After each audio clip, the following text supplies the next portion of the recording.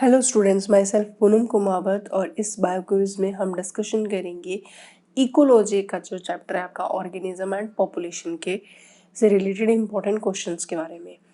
तो बच्चों, आपका जो इकोलॉजी वाली यूनिट है वो उसके जो फर्स्ट चैप्टर है ऑर्गेनिज्म एंड पॉपुलेशन, या हम पूरी इकोलॉजी की बात करें जहाँ पे एनसीईआरटी ने बहुत सारे अजीबोगरीब स्टेटमेंट्स दे रखे हैं, उनसे रिलेटेड जो चीज़ें हैं वो क्लियर नहीं हो पाती है, क्योंकि हम उन सारी लाइंस को जो एनसीईआरटी में मेंशन की हुई है उनको कहीं ना कहीं हम रटने की कोशिश करते हैं, न कि समझने की।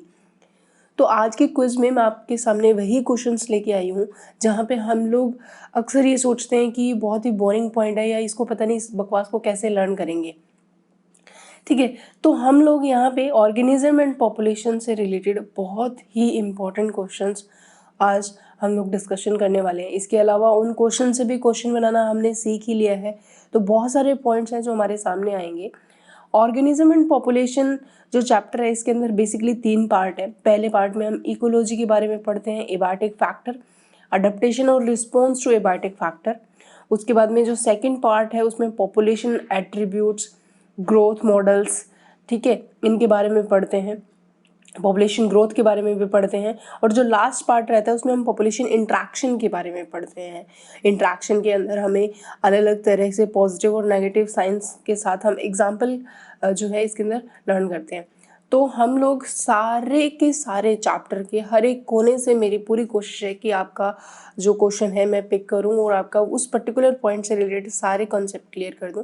तो क्विज को स्टार्ट करते हैं हम लोग। पहला क्वेश्चन आपके सामने है, community is first option है species structure and diverse index of an area, second है biomass, third है autotrophic and heterotrophic component and fourth है all the above। बच्चों, आप लोगों का टाइम स्टार्ट हो चुका है। आप अपना अपना जो आंसर है वो चैट बॉक्स के अंदर, लाइव चैट बॉक्स के अंदर मेंशन करते रहें। और जो भी बच्चे को इस क्वेश्चन में डाउट हो रहा है या नहीं समझ में आ रहा तो वो गलत ना अटेम्प्ट करे, सही करने की कोशिश करें, क्योंकि नेगेटिव मार्किंग से हमें बचना है। तो इस फर्स्ट क्वेश्चन का आंसर है कम्युनिटी इज एक स्पीसीज की स्ट्रक्चर और diversity index of a particular area. क्योंकि अगर हम लोग बात करें इकोलॉजी के अंदर सबसे इम्पॉर्टेंट पॉइंट के बारे में जो हमें क्लियर होना चाहिए, क्योंकि इकोलॉजी की हायरार्की हमें समझ में आनी चाहिए। तो इकोलॉजिकल हायरार्की के अंदर सबसे पहले तो कोई एक ऑर्गेनिज्म या कोई इंडिविजुअल जो कि उसकी सबसे कौन सी यूनिट मानी जाती है, अगर आपसे पूछा जाए इकोलॉजी हायरार्की की सबसे स्मॉलेस्ट या बेसिक यूनिट ऑफ हायरार्की, तो हम किसको मानते हैं? ऑर्गेनिज्म को। ठीक है, ऑर्गेनिज्म का ग्रुप जो सेम स्पीसीज का रहता है उसको हम क्या बोलते हैं? पॉपुलेशन बोलते हैं। ठीक है, उसके बाद में different type of population in particular area क्या बनती है? कम्युनिटी बनती है। ठीक है, और कम्युनिटी के बाद जो आता है वो है इकोसिस्टम। इकोसिस्टम पे बड़े अच्छे क्वेश्चंस आते हैं, क्योंकि इकोसिस्टम में हम बायोटिक और एबायोटिक दोनों फैक्टर का इंट्रैक्शन देखते हैं। तो इकोसिस्टम जो है वो नैनो भी हो सकता है, माइक्रो भी हो सकता है, मैक्रो भी हो सकता है और मेगा भी हो सकता है। चलो एक क्वेश्चन बताओ, मेगा इकोसिस्टम। चलो सब बच्चे इस क्वेश्चन का आंसर लिखो। अगर आपसे पूछा जाता है मेगा इकोसिस्टम, इनकी सबसे बड़ा लार्जेस्ट इकोसिस्टम हमारे लिए कौन सा रहता है, तो इस क्वेश्चन का आंसर सब बच्चे अपने अपने चैट बॉक्स में लिखेंगे। सब बच्चे अपना अपना नॉलेज जो उनके पास है उसको उड़ेल देंगे चैट बॉक्स में। और इसका सही आंसर है बायोम। और इकोसिस्टम के बाद जो स्टेप हमारे पास आता है हायरार्की में वो रहता है बायोम। ठीक है, और बायोम से आगे क्या बनता है बच्चों? बायोस्फीयर। ठीक है, तो मेगा इकोसिस्टम या लार्जेस्ट इकोसिस्टम अगर से पूछा जाए, सबसे बड़ा लार्जेस्ट इकोसिस्टम पूछा जाए तो हम बायोस्फीयर पे ही आएंगे, क्योंकि बायोस्फीयर जो है हमारा लार्जेस्ट सबसे बड़ा इकोसिस्टम यही रहता है। ठीक है, तो अलग अलग तरह के क्वेश्चन जो है ना आपको कंफ्यूज करने के लिए पूछे जा सकते हैं। तो कम्युनिटी के अंदर बेसिकली हमें डिफरेंट टाइप ऑफ स्ट्रक्चर्स और डाइवर्सिटी, यानी कि कम्युनिटी बेसिकली प्लांट, एनिमल और प्लांट कम्युनिटी हो सकती है जिसमें different type of species of plant हो सकते हैं, एनिमल कम्युनिटी हो सकती है, माइक्रोब कम्युनिटी हो सकती है। तो अलग अलग स्पीसीज का एक ग्रुप होता है इन पर्टिकुलर एरिया, वहाँ पे उनका एक पर्टिकुलर बायोमास भी होता है। हेटरोट्रॉप्स भी हो सकते हैं, ऑटोट्रॉप्स भी हो सकते हैं, एक कम्युनिटी का पार्ट। और उसके बाद में आता है ऑल दी अबव, यानी कि सारी की सारी क्वालिटी हम एक कम्युनिटी के पर्सपेक्टिव देख सकते हैं। नेक्स्ट आता है नेक्स्ट क्वेश्चन, एसोसिएशन बताना है किसका, सी एनीमोन और hermit crab in gastropod shell is that. किस तरीके का इंट्रैक्शन है ये, पैरासिटिज्म है, कमेंसिलिज्म है, सिम्बायोसिस है या एमेंसिलिज्म है। टाइम आपका स्टार्ट हो चुका है बच्चों, फटाफट मुझे यहाँ पे बता दो, जो सी एनीमोन और हर्मिट क्रैब है क्या करता है। जल्दी जल्दी जल्दी जल्दी इस क्वेश्चन का आंसर करो। हर्मिट क्रैब और सी एनीमोन्स का जो रिलेशनशिप है वो बेसिकली किस तरह का रहता है, वो रिलेशनशिप रहता है कमेंसिलिज्म।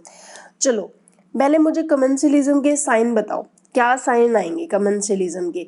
मतलब अगर हम साइन की बात करें तो हमारे पास इस तरीके का साइन भी आता है, इस तरीके का साइन भी है, इस तरीके का साइन भी है और इस तरीके का साइन है। चलो 4 ऑप्शन मैंने आपको गिवन किए, बताओ कमेंशियलिज्म इनमें से किस साइन को प्रेजेंट करता है। ओके कमेंशियलिज्म में हम लोग बेसिकली साइंस देखते हैं अलग अलग। इनकी पॉपुलेशन इंट्रैक्शन के अंदर 2 तरह का इंट्रैक्शन होता है बच्चों, एक पॉजिटिव इंट्रैक्शन होता है या फिर उसको बोल सकते हो बेनिफिशियल इंट्रैक्शन होता है, एक रहता है नेगेटिव इंट्रैक्शन। ठीक है, तो बेनिफिशियल इंट्रैक्शन को हम पॉजिटिव साइन के साथ, नेगेटिव इंट्रैक्शन को नेगेटिव के साइन के साथ, और ऐसा भी इंट्रैक्शन होता है जिसमें किसी भी स्पीसीज को कोई फर्क नहीं पड़ता है, उसको हम 0 के साथ रिप्रेजेंट करते हैं। तो कमेंशियलिज्म में बिल्कुल सही आंसर है जो है पॉजिटिव और एक 0 का साइन, यानी कि कमेंशियलिज्म एक एसोसिएशन है between the 2 species in which one is a benefited while other is almost unaffected. ठीक है, तो उसको हम बोलते हैं कमेंशियलिज्म। पैरासिटिज्म में दोनों ही नेगेटिव हो जाएंगे। सिम्बायोसिस में बताओ क्या साइन रहेगा, जल्दी बच्चों फटाफट अपना आंसर जल्दी जल्दी किया करो, कौन सा आंसर आएगा। सिम्बायोसिस में दोनों को बेनिफिट हो रहा है भाई, और जो एमेंसिलिज्म है इसके अंदर आपके जो साइन रहता है माइनस और 0 का रहता है, क्योंकि इसमें एक स्पीसीज को हार्म होता है, खुद का कुछ नहीं बिगड़ता इस तरीके से। अब जो सी एनीमोन और हर्बिट क्रैब की बात है तो यहाँ पे क्या रहता है, वैसे एक बात आपको क्लियर करूँ जो बहुत स्ट्रॉन्ग क्वेश्चन बनता है आपका, वैसे एनसीईआरटी ने दे रखा है तो मैं उसे बाहर भी नहीं जा रही। ऑफिशियली कमेंशियलिज्म जो है ना से भी बेस्ट एग्जाम्पल अगर हम मान के चले, और इसमें भी रख सकते हैं हम इसको, पर क्योंकि ऑप्शन में नहीं दे रखा, बेसिकली इनका एक एग्जाम्पल कभी कभी ना प्रोटो कोऑपरेशन में भी पूछा जा सकता है। ये आपके एनसीईआरटी में दिया हुआ है जिसमें ब्रूड पैरासिटिज्म करके दिया हुआ है। नॉन ऑब्लिगेटरी रिलेशनशिप होता है बेसिकली इनका, नॉन, ये आपको पॉइंट नोट करने हैं बच्चों क्योंकि it's a very very important information. इनका जो रिलेशनशिप होता है वो कैसा होता है, नॉन ऑब्लिगेटरी रिलेशन होता है यानी कि एक ऐसा रिलेशनशिप जिसके अंदर दोनों ऑर्गेनिज्म को बेनिफिट होता है, बट ये कैन लाइव सेपरेटली, ये दोनों अलग अलग भी रह सकते हैं, सी एनीमोन भी अपना अलग रह सकता है, हर्मिट क्रैब भी, लेकिन ये साथ में दोस्ती इसलिए करते हैं क्योंकि हर्मिट क्रैब जो है उसको क्या रहता है कि प्रोटेक्शन, और सी एनीमोन को वैरायटी ऑफ फूड देखने को मिलती है। क्योंकि अगर हम देखें हर्मिट क्रैब और सी एनीमोन के अंदर तो इनका एक ऐसा रिलेशनशिप रहता है कि ये अपना एक ऑर्गेनिज्म यहाँ पे प्रोटेक्शन, हर्मिट क्रैब के थ्रू उनको प्रोटेक्शन मिलती है, सी एनीमोन को अलग अलग तरह के खाने मिल जाते हैं। ठीक है, क्योंकि सी एनीमोन के इस तरीके से बहुत टेंटिकल्स होते हैं, ठीक है, और वो उन टेंटिकल को हिलाता रहता है और उनसे बहुत सारे पॉइजनस फ्लूइड निकलता रहता है, लेकिन वो एक जगह फिक्स रहता है, वो कहीं जा नहीं सकता। हर्मिट क्रैब क्या करता है, वो सी एनीमोन को अपने ऊपर रख लेता है ताकि हर्मिट क्रैब को क्या मिलती रहे, प्रोटेक्शन मिलती रहे, और सी एनीमोन को बेनिफिट होता है कि क्रैब जहाँ जहाँ जाएगा तो सी एनीमोन को एक वैरायटी ऑफ एरिया एक्सप्लोर करने को मिलेगा, वहाँ जहाँ पे वैरायटी ऑफ फूड जो है उनको देखने को मिल सकते हैं। ठीक है, तो इस तरीके का जो रिलेशनशिप है बेसिकली हमें जो देखने को मिलता है वो प्रोटो कोऑपरेशन के अंदर देखने को मिलता है। ठीक है, तो अब आते हैं नेक्स्ट क्वेश्चन पे। Biotic potential is increase in population under. तो आपको बताना है बायोटिक पोटेंशियल के बारे में, ऑप्टिमम कंडीशन में, क्लाइमेटिक कंडीशन में, नेचुरल कंडीशन में या गिवन कंडीशन में। बड़ा ही अच्छा क्वेश्चन रहता है। बायोटिक पोटेंशियल को आप रिप्रोडक्टिव पोटेंशियल भी बोल सकते हो या पोटेंशियल एबिलिटी ऑफ ऑर्गेनिज्म भी बोला जा सकता है। 4 ऑप्शन है बच्चों आपके सामने, फटाफट आंसर लिख दीजिए अपना चैट बॉक्स के अंदर। जल्दी जल्दी अपना आंसर लाइव चैट में आ जाना चाहिए। बायोटिक पोटेंशियल, तो इसका सही आंसर होगा ऑप्टिमम कंडीशन। क्या होता है बच्चों biotic potential? Basically biotic potential term जो है वो तो कैप्रिकॉन ने दी थी। अगर हम इसकी बायोटिक पोटेंशियल टर्म की बात करें तो कैप्रेनॉन ने दी थी। ठीक है, इसका मतलब क्या है कि मोस्ट फेवरेबल इन्वायरमेंटल कंडीशन में maximum reproductive capacity of an species. याद रखना इस पॉइंट को, यानी कि ऑप्टिमम कंडीशन में किसी भी स्पीसीज की, that is a very important point, किसी भी स्पीसीज की कौन सी condition? Maximum reproductive capacity. Maximum reproductive capacity जो हमें देखने को मिलती है वो बायोटिक पोटेंशियल या फिर आप बोल सकते हो रिप्रोडक्टिव पोटेंशियल, उसको बोला जाता है। अब आते हैं नेक्स्ट क्वेश्चन में। Competition is the most severe, खतरनाक कहाँ होगा? Between distinctly related species growing in a same habitat, closely related species growing in a same habitat, closely related species growing in a different niche। ठीक है, और इसके अलावा next है distinctly related species growing in different निश। आपका answer जो है स्टार्ट हो चुका है। आपको यहाँ पे ध्यान रखना है कि यहाँ पे मोस्ट जो कंपटीशन सीवियर कहाँ होने वाला है। ठीक है, तो यहाँ पे वैसे तो इस कंपटीशन से रिलेटेड काफ़ी सारे पॉइंट आपके एनसीईआरटी ने मेंशन किए हुए हैं। इसके अंदर 2 एक्सपेरिमेंट भी 3 अलग अलग इकोलॉजिस्ट के बारे में दिया है। सही आंसर है closely related species in same habitat. तो सेम हैबिटेट के बीच में ही कंपटीशन जो सबसे ज़्यादा जो है सीवियर देखने को मिलेगा, क्योंकि वो सेम फूड रिसोर्सेज के लिए या सेम काइंड ऑफ थिंग के लिए ही कॉम्पिटिट कर रहे होंगे। ठीक है, तो वहाँ पे गाउस एक्सपेरिमेंट भी आता है आपके यहाँ पे, that's a very important point. लेकिन ऑल दो गाउस एक्सपेरिमेंट के अलग अलग जो है अल्टरनेट भी आपके एनसीईआरटी ने दिए हैं, इसलिए नहीं एक्सप्लेन कर रही हूँ वो, क्योंकि उनसे रिलेटेड आगे क्वेश्चन आपको पूछे जाएंगे। Next question, consider of the following 4 condition. आपके सामने कंडीशन दिए हुए हैं 4। ठीक है, उन चारों कंडीशन के अंदर आप देखोगे तो आपको क्या देखने को मिलेगा? देखो, पहली कंडीशन में क्या है, किसके बारे में है? वो अडप्टिव कंडीशंस बताई गई है डेजर्ट लिजर्ड के बारे में। पहली कंडीशन है कि वो burrowing in soil escape the high temperature. Second दी हुई है losing heat rapidly from the body during the high temperature. तीसरी है bask in sun when the temperature is low. And fourth है insulating body due to thick fatty dermis. 4 option आपके सामने है। चारों स्टेटमेंट को बहुत अच्छे से आपको पढ़ना है, फिर याद करना है। तुम्हारी एनसीईआरटी में प्योर एनसीईआरटी क्वेश्चन है भाई, यहाँ पे ऐसा कुछ भी नहीं है जहाँ पे आपको तुक्के मारने की ज़रूरत पड़ेगी। बहुत आसान क्वेश्चन है। ज़रूरी नहीं है इकोलॉजी के क्वेश्चन सारे ही हार्ड होंगे तभी वो स्टैंडर्ड क्वेश्चन होते हैं। बात होती है क्वेश्चन कितना घुमा के दिया गया है, ठीक है, और वो कितने अच्छे से आप उस क्वेश्चन को समझ पा रहे हो। अगर उसका सही आंसर है तो क्यों है, और गलत है तो क्यों है, इसका रीज़न आपको पता है। तो इसका सही आंसर है थर्ड। इसका मतलब फर्स्ट स्टेटमेंट और थर्ड स्टेटमेंट हमारा बिल्कुल सही है। सही है, जो बहुत ज़्यादा टेम्परेचर होगा तो वो बिल में घुस जाएंगे, और अगर टेम्परेचर कम होगा तो वो सनलाइट के सामने आके धूप सेकने का काम करते हैं। ठीक है, इस तरीके का पॉइंट आपके एनसीईआरटी ने मेंशन किया हुआ है। अब आते हैं नेक्स्ट क्वेश्चन पे।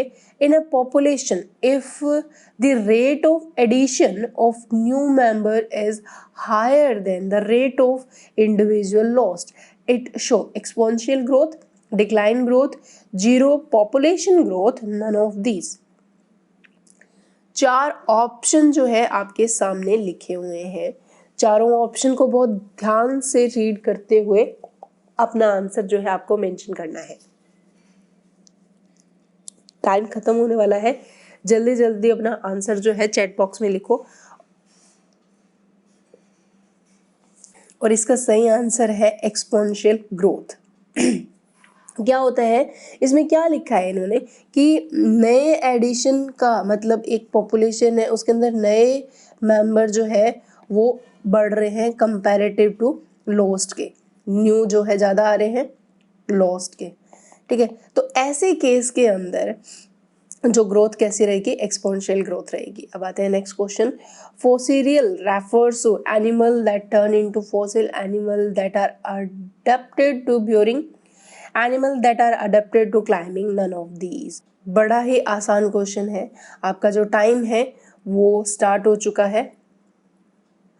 बड़ा आसान क्वेश्चन है ये, बहुत ध्यान से। अच्छा, किसी बच्चे को अगर इस क्वेश्चन का आंसर नहीं आ रहा है, उसको फोसोरियल का मतलब नहीं पता है, तो घबराने की 1% भी या डरने की ज़रूरत नहीं है, क्योंकि ऐसा पॉइंट डायरेक्ट आपके एनसीईआरटी में कहीं नहीं दे रखा है। हाँ, इनडायरेक्ट फॉर्म में आपको बता रखा है कि कुछ ऐसे एनिमल होते हैं जो बिल बनाने का काम करते हैं, यानी कि तो इस तरीके के लिए अडेप्टेड होते हैं। जैसे अभी हमने लास्ट क्वेश्चन पढ़ा लिजर्ड वाला, कि जब टेम्परेचर हाई होता है तो वो बिल के अंदर घुस जाते हैं, तो मतलब बिल बनाने वाले वो उसकी एक अडेप्टेशन है, तो उसको हम बोलते हैं फोसोरियल, ठीक है। अब आते हैं नेक्स्ट क्वेश्चन पे। The population of an insect, ये बड़ा ही इंपॉर्टेंट क्वेश्चन है क्योंकि बहुत बार ये क्वेश्चन पूछा गया है, इसीलिए मैंने इसको रखा है, जो कि बहुत एक्सपोनेंशियल इंक्रीज होता है ड्यूरिंग द रेनी सीजन के अंदर, बट अचानक से डिस्पेयर हो जाते हैं। तो ये किसको शो करते हैं, एस को, एस शेप जो सिग्मोइड ग्रोथ ऑफ इंसेक्ट है उसको। The population of its predator increase immensely, the food plants mature and die at the end of rainy season, या its population growth curve of J shape. तो time आपका जो है start हो चुका है बच्चों। बहुत आसान क्वेश्चन है, प्रीवियस क्वेश्चंस में आया हुआ है भी है, तो मुझे पता है कि तुम लोगों को ऐसे तोते बन के बैठे होगे, तुम्हें पता होगा कि इसका आंसर क्या है, फटाफट लिख भी रहे हो। तो बट ये बात नहीं है, मैंने अभी अभी बोला कि अगर आंसर सही है तो क्यों है, गलत है तो क्यों है, किसी समझदार इंसान ने ये बात बोली है, तो आपको उस पॉइंट को याद रखना चाहिए। तो मेनली इसका आंसर आएगा जी। क्या होता है कि कुछ ऐसे भी स्पीसीज होती है जिनकी डेंसिटी इंडिपेंडेंट होती है, ठीक है, यानी कि वो लगातार इस तरीके से बढ़ती रहती है, लेकिन वो एक पर्टिकुलर पीरियड तक ही बढ़ती है। जैसे कि रेनी सीजन की बात करिए, ब्रीडिंग सीजन की बात करिए, उस टाइम के बाद में जो ये डेंसिटी इंडिपेंडेंट पॉपुलेशन होती है, जो उनके अंदर एक्सपोनेंशियल ग्रोथ होती है, जे शेप स्ट्रक्चर भी बनती है, ये भी सही है। बट प्रॉब्लम है कि ऐसी अचानक से ग्रोथ करने वाली जो स्पीसीज होती है या फिर ऐसी जो पॉपुलेशन होता है, उसके अंदर पॉपुलेशन क्रैश भी अचानक से ही होता है और सारी की सारी पॉपुलेशन जो क्या है डिसअपियर हो जाती है। नेक्स्ट क्वेश्चन पे आते हैं। A high density of the elephant population is an area can result in, ठीक है, डेंसिटी बढ़ गई है एलिफेंट की तो क्या होगा, predation of one another, inter specific competition, mutualism या इंट्रा स्पेसिफिक कॉम्पिटिशन। देखो यहाँ पे 2 पॉइंट को लेकर आप कंफ्यूज हो सकते हो, बस इसीलिए मैंने ये क्वेश्चंस डाला है क्योंकि कुछ बच्चों को क्लियर नहीं होते हैं, टर्म से रिलेटेड प्रॉब्लम्स बड़ी आती हैं। तो पॉपुलेशन डेंसिटी जो है एलिफेंट की बढ़ चुकी है किसी पर्टिकुलर एरिया में, तो क्या होगा, predation of one another, intraspecific competition, mutualism, और सही आंसर है इंट्रा। मतलब विद इन अ स्पीसीज अगर कंपटीशन होता है वो इंट्रा होता है, 2 स्पीसीज के बीच में हो रहा है, बिटवीन 2 स्पीसीज, तो वो इंटर स्पेसिफिक कंपटीशन होगा। एक दूसरे को खा तो सकते ही नहीं है और ना ही उनके अंदर कोई म्यूचुअलिज्म जैसा रिलेशनशिप जो है एस्टेब्लिश होगा। अब आते हैं नेक्स्ट क्वेश्चन पे। आपको बताना है कि पैरासाइट के लिए कौन सी कैटेगरी ट्रू सेंस में नहीं है। फर्स्ट ऑप्शन दिया है the cuckoo lay its egg in a crow nest, second है human foetus developing inside the uterus drawn nourished from the mother, third है female Anopheles bite and suck blood from the human, and fourth है human houses living human house louses living on the human scalp as well as laying egg on human hair। Time जो है आपका start हो चुका है। आपको true sense में parasite का जो कैटेगरी है, यानी कि सीधी सी बात है, पैरासाइट की पर्सपेक्टिव में फिट बैठने वाला सही स्टेटमेंट आपको आइडेंटिफाई करना है मेरे बच्चों। तो भाई जल्दी जल्दी अपना आंसर जो है ना वो चैट बॉक्स में लिखते रहो।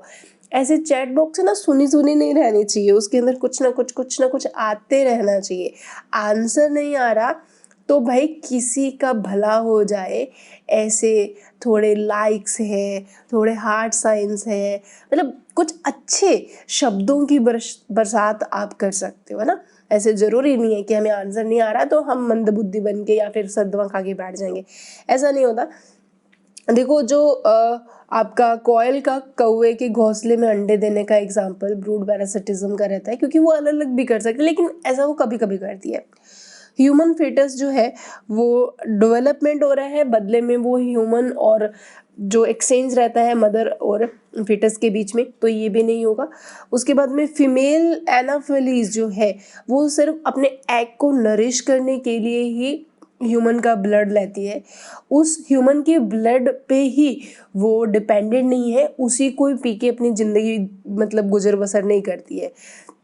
लास्ट ऑप्शन है हमारे पास ह्यूमन लॉसेस। ये बेसिकली लाइसिस का नेम होता है, जो कि जुएं जिसको बोलते हैं, जो ह्यूमन हेड में रहती हैं, सर पे स्कैल्प पे रहती है और वहीं अंडे दे के उन्हीं के अंदर ही ग्रो करके और ब्लड सकिंग का काम करती रहती है।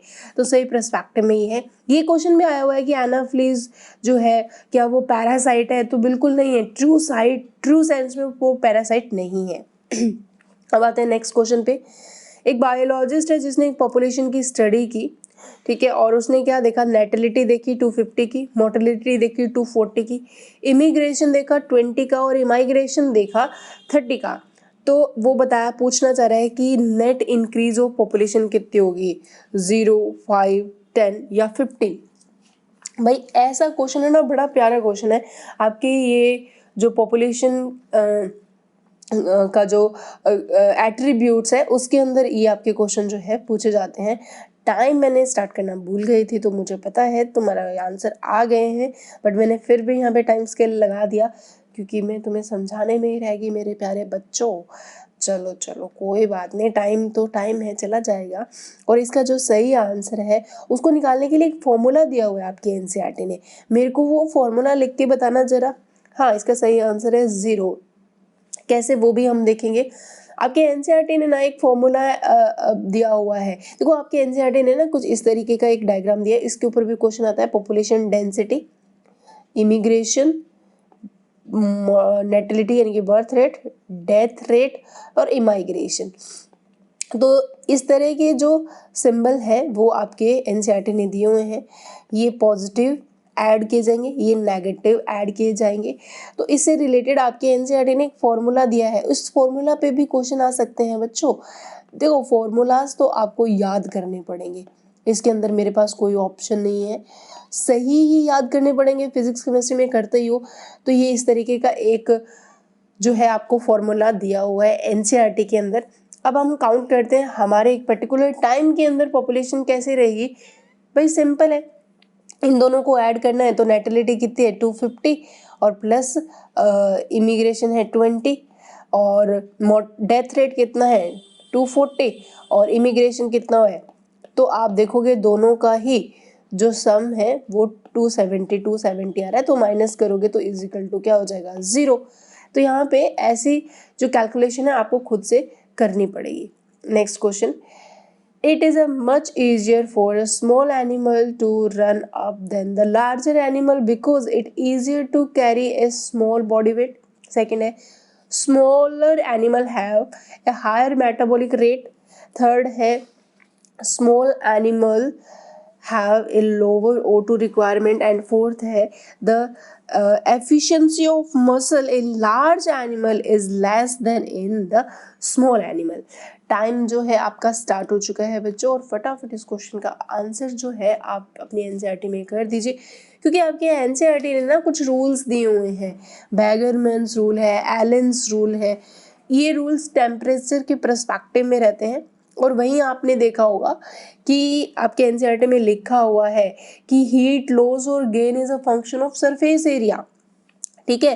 तो वहाँ पे आपके एनसीईआरटी ने लिखा है कि जो स्मॉलर एनिमल्स होते हैं वो आपके सीधा स्ट्रेट फॉरवर्ड लिखा है कि loss body heat very fast when it could outside then they have to expend much energy to generate body heat through the metabolism. तो स्मॉलर एनिमल्स के पास हायर मेटाबॉलिज्म होती है, इसीलिए जो है स्मॉलर एनिमल जो है that's a main reason why smaller animals are rarely found in a polar region. ठीक है, ये तो अलग पॉइंट है, लेकिन आपके इस क्वेश्चन का अलग पॉइंट है। तो यहाँ पे तो वो बोल रहा है कि आप हील रन इतना क्यों कर सकते, क्योंकि मेटाबॉलिक रेट उनके अंदर हाई होता है, तो एक्टिविटी करने की कैपेसिटी भी उनकी ज़्यादा होती है। लेकिन मैंने यहाँ पे आपके सामने एक एलन रूल को भी इंक्लूड कर दिया है। एलन रूल के अंदर लिखा हुआ है कि जो शॉर्टर ईयर और लिम्स जो है मिनिमाइज करते हैं हीट लॉस को। ठीक है, इसी तरीके से एक बैगरमैन रूल भी दिया हुआ है। आपकी बैगरमैन रूल बर्ड्स और मैमल्स के लिए, एलेंस रूल सिर्फ और सिर्फ मैमल्स के लिए होता है। बैगरमैन रूल का मानना है कि कोल्ड रीजन वाला जो एरिया होता है वहाँ पे साइज जो होता है वो बड़ा होता है कंपैरेटिव टू वार्म रीजन। अब आते हैं Gause principle competitive exclusion state that first option है more abundant species will exclude the less abundant species through the competition. Second, a competition for the same resources excludes species having different food preferences. Third है no two species can occupy the same niche indefinitely for the same limiting resources. और last option दिया है larger organism exclude smaller ones through the competition. Gause principle competition जो है ना आपके NCERT में mention किया हुआ है, टाइम आपका स्टार्ट हो रखा है। क्या बोला था गाउसे कॉम्पिटिटिव एक्सक्लूजन प्रिंसिपल के अंदर? उन्होंने एक बात बोली थी जो कि बहुत ही इंपॉर्टेंट है, आपके एनसीईआरटी ने लिखी हुई है एज इट इज, कि उन्होंने कहा कि two closely related species competing for the same resources cannot coexist long period and the competitionally interference one will be eliminate eventually। तो उन्होंने बोला है कि भाई एक ही चीज के लिए अगर दो स्पीसीज लड़ेंगी तो क्या कर दिया जाएगा, जो एक स्पीसीज को एलिमिनेट कर दिया जाएगा, क्योंकि यहाँ पे सेम लिमिटिंग नेचुरल रिसोर्सेज है, इसीलिए इसका आंसर क्या जाएगा थर्ड। ऑल्दो इस प्रिंसिपल से रिलेटेड उन्होंने एग्जांपल भी प्रेजेंट किए, बट प्रॉब्लम ये है कि अगर हम गाउसे प्रिंसिपल के ऊपर चलते रहे तो ऐसा होगा कि फिर तो बहुत ही कम टाइम में सारी की सारी डाइवर्सिटी लॉस हो जाएगी, सारे के सारे ऑर्गेनिज्म कंपटीशन कर करके मर जाएंगे फिर तो।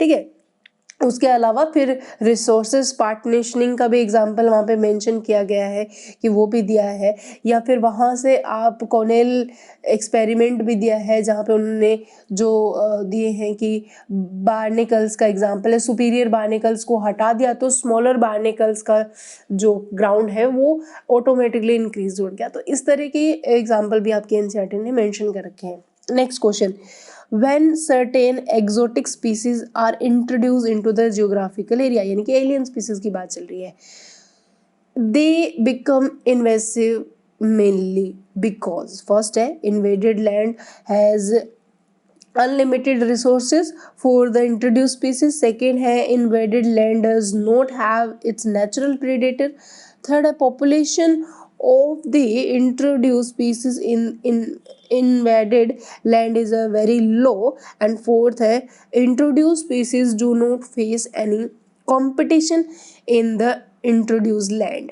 चार ऑप्शन आपको दिए हैं, बड़े ही एक दूसरे के पास पास वाले से ऑप्शन है, बहुत ध्यान से आपको इन ऑप्शन को समझकर आंसर करना पड़ेगा, क्योंकि इकोलॉजी के क्वेश्चंस वाकई में बच्चे बहुत गलत करके आते हैं।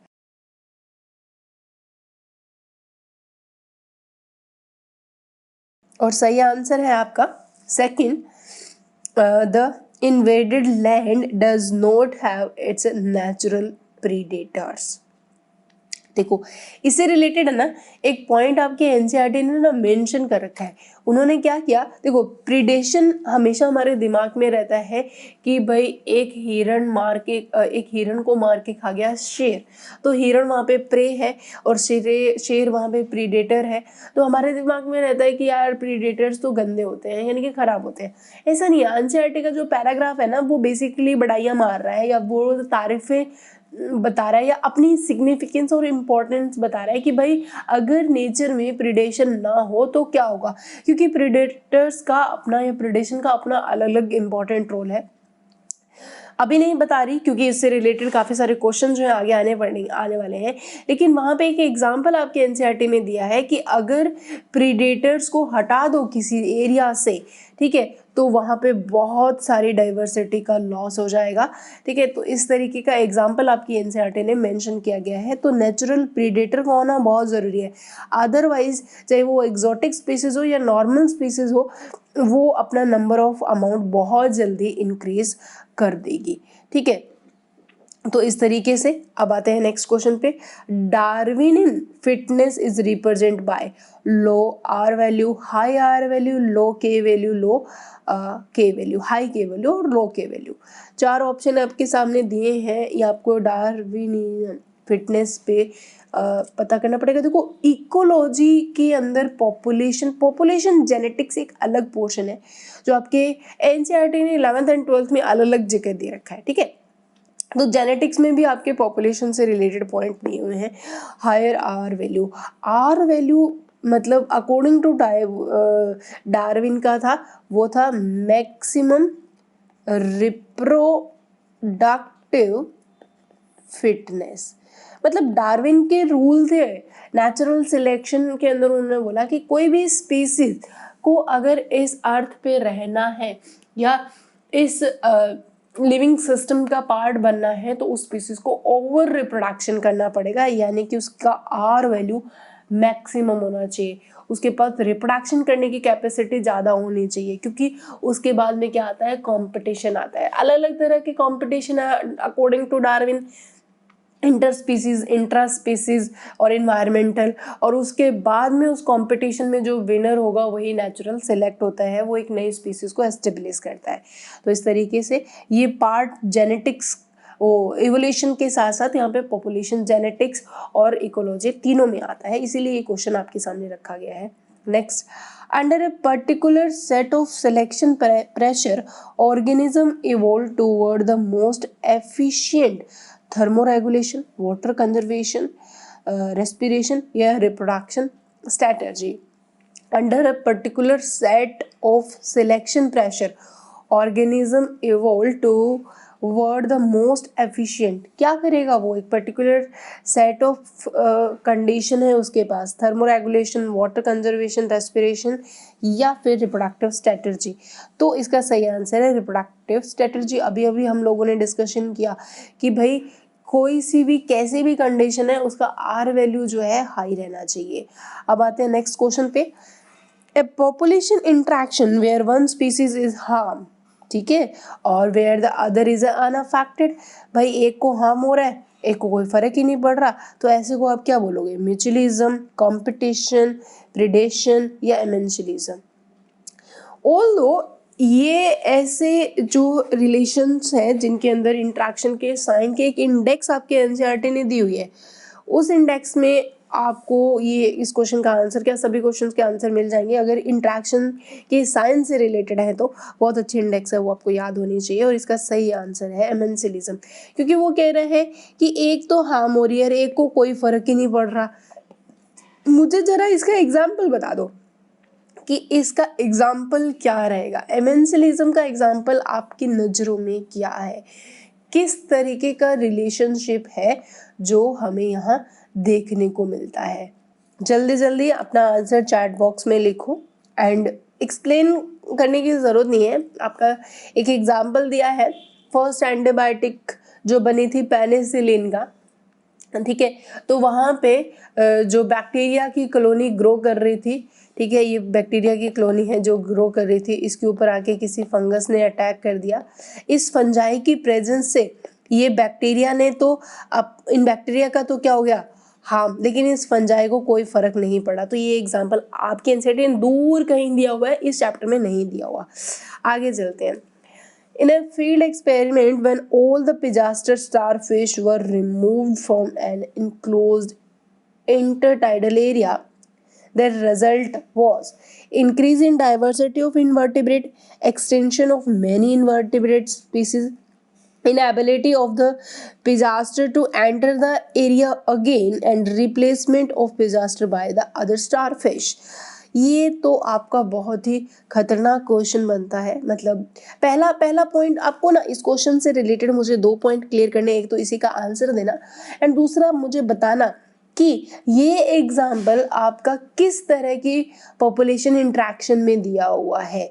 एमेंसिलिज्म में है, कंपटीशन में है, प्रेडेशन के अंदर है, मतलब किसके अंदर, या म्यूचुअलिज्म में है। इसका सही आंसर है extinction of many invertebrate species. बताओ ये वाला जो पिजास्टर स्टारफिश का एग्जाम्पल किस में हम प्लेस करेंगे, इस एग्जाम्पल को किस में रखेंगे, फटाफट बताओ। इस एग्जाम्पल में रखेंगे प्रीडेशन के अंदर, ठीक है। अब मुझे इससे रिलेटेड आगे के क्वेश्चंस बताते रहो। ये सारी कहानी जो बताई जा रही है ये किस कहाँ की है, यानी कि जो पिजास्टर फिश थी बड़ा ही इम्पोर्टेंट प्रीडेटर था, कहाँ का, अमेरिकन पैसिफिक कोस्टल का। That is a very very important point. Answer आपके एनसीईआरटी में दिया है पैसिफिक कोस्ट, ठीक है। जहाँ से स्टारफिश को हटा दी गई क्योंकि बहुत इंपॉर्टेंट प्रीडेटर था इस फील्ड का, लेकिन जैसे हटाई उस पर्टिकुलर इंटरटाइडल एरिया से, कहाँ से हटाई ये भी क्वेश्चन पूछा गया था, इंटरटाइडल एरिया से, दूसरा एमसीक्यू, ठीक है। तो कितनी स्पीसीज एक्सटिंक्ट होगी, नंबर ऑफ स्पीसीज लिखो बच्चों फटाफट। बिल्कुल सही है, इनवर्टिब्रेट स्पीसीज, ये भी एक अलग से क्वेश्चन बन रहा है हमारा, पर कितनी, नंबर ऑफ स्पीसीज बताओ ना, कितने टाइम में और कितनी स्पीसीज, कितने टाइम में मेंशन करो, फटाफट बताओ। पहले तो बताओ कितने इनवर्टिब्रेट स्पीसीज जो थी वो एक्सटिंक्ट हो गई, हाउ मेनी। तो आप आंसर आ रहा है 10 स्पीसीज, बिल्कुल सही। और कितने टाइम में, 1 साल में, 2 साल में, 3 साल में, 4 साल में, तो विद इन 1 ईयर। तो आप देखो इस एक एक्सपेरिमेंट से 4-5 क्वेश्चन है। पहला, कौन सा प्रीडेटर हटाया, दूसरा किस एरिया से हटाया, तीसरा किसका एग्जाम्पल है, फोर्थ कौन सा स्पीसीज एक्सटिंक्ट हुआ, कितने नंबर में और कितने टाइम में। देखो एनसीईआरटी की 2 से 3 लाइन का खेल है ये, ठीक है। और 2 से 3 लाइन के अंदर 5 टाइप के क्वेश्चन जो है ना वो बन रहे हैं, ठीक है। इसी तरीके से एनसीईआरटी की हर लाइन से अलग अलग तरह के क्वेश्चंस बनते हैं। अब जब आपको ये 5 क्वेश्चंस क्लियर हो गए, अब इससे रिलेटेड एग्जामिनर कैसा भी क्वेश्चन घुमा के दे दे यार, तुम लोगों के लिए वो क्वेश्चन बहुत आसान ही रहेगा।